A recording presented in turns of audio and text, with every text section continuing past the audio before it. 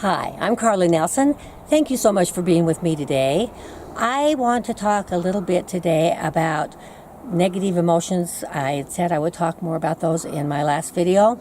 And I think negative emotions are something that we all contend with, as I said before. But we've been talking about discarding negative thoughts and negative emotions in the last two videos because even though we all have these emotions, they bring us down. They bring us down, they cause us stress, they cause self-doubt, they cause so many negative feelings within us. However, there are emotions that we want to keep. And so this video is going to be about keeping loving and happy emotions. You know, love is the real power. Love is the power. It really is. And most negative situations can be diffused with love. But what becomes a problem so often is our lack of self-love, which then radiates out to everyone and everything, actually. And how do we practice self-love? How do we learn self-love? I've had so many clients and even friends tell me, you know what, Carla, I don't love myself. I don't know how to love myself. So how does one love oneself when, in fact, they really don't feel much love at all? And this is what I tell them, and it's going to sound a little strange.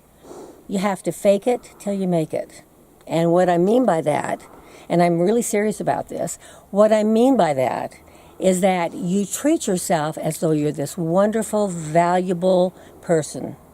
You treat yourself exactly the same way as you would treat your own best friend. So you do the loving things for yourself, and that actually reprograms the brain. I've talked about this before, but if you will do loving things for yourself, let's take an example of factoring yourself into your own day, making yourself, at least for a half-hour a day, more important than anything else.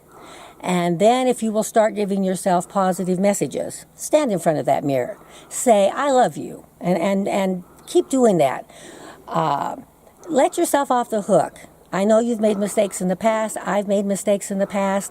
What I have found through many, many years of being a therapist is that even though we have made some awful mistakes, and I've had clients who have made some very serious mistakes, some very awful mistakes that have caused a great deal of pain to others and to themselves.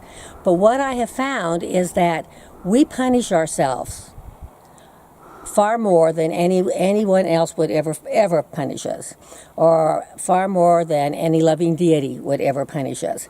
So I'll tell sometimes my clients that, you know, you have self-punishment in the bank. You can stop punishing yourself now. Self-punishment does no good. It's all a matter of accepting that I really screwed up, making amends when you can, and forgiving yourself.